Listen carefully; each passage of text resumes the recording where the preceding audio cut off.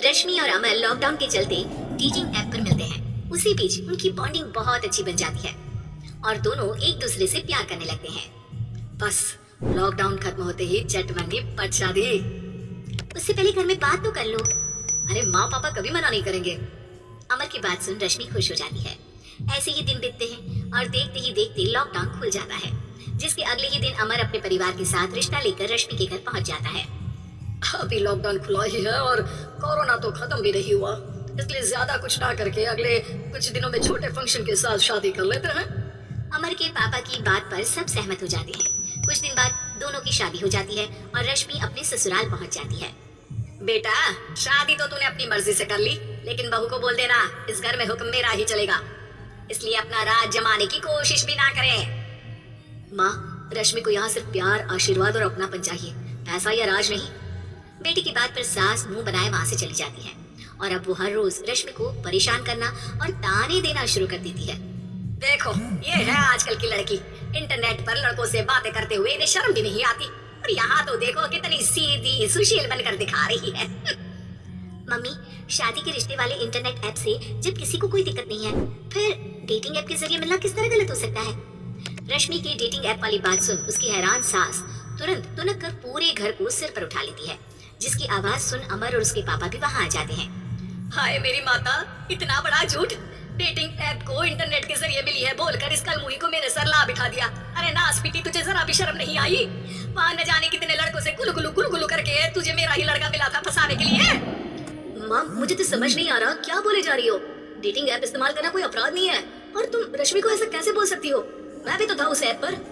पहले उसके लिए माँ से झूठ बोला और अब लड़ाई कर रहा है। सास और अमर की बात सुनकर रश्मि हैरान खड़ी रहती है। अमर, तुमने घर में झूठ क्यों बोला? ये सब देख रही हो ना, इसी की वजह से झूठ बोला पड़ा। एक तरफ अमर और रश्मि की ये बात चल रही होती है, वहीं दूसरी तरफ सास का नॉन स्टॉप क्लेश सबको परेशान कर देता है। सब एकदम चुप, जो हुआ सो हुआ, अब मुझे कुछ ना सुनाई दे। पति की बात सुन सास चुप होकर वहाँ से चली जाती है, लेकिन अब वो रश्मि के सिर दुनिया भर के सारे काम डालकर उसका जीना पहले से भी ज्यादा मुश्किल कर देती है। मम्मी, मैं आपका गुस्सा समझ सकती हूँ, आपको जो करना है कर लीजिए, मैं कभी कुछ नहीं बोलूंगी। उम्मीद है किसी दिन तो आपका गुस्सा शांत होगा और नफरत प्यार में बदलेगी।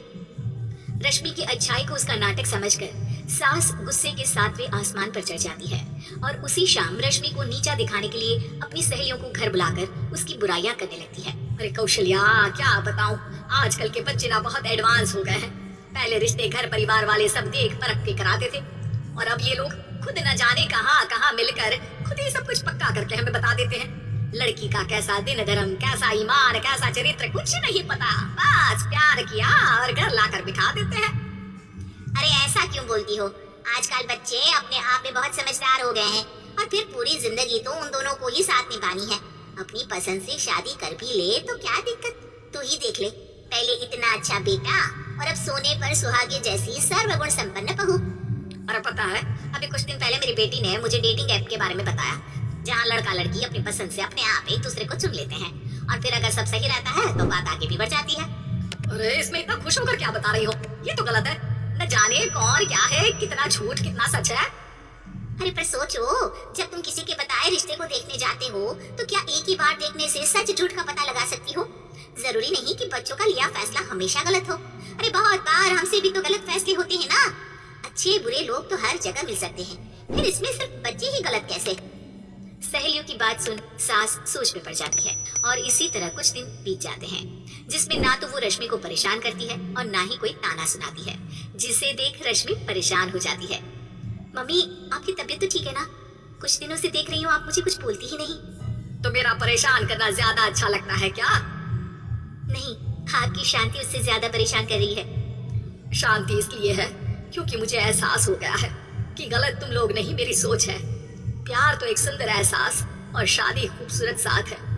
अगर ये साथ सच्चा है तो कहीं पर भी किसी भी तरह जुड़ा हो, उससे कोई फर्क नहीं पड़ता। आप कौन है? इतनी अच्छी बातें मेरी पत्नी तो नहीं बोल सकती।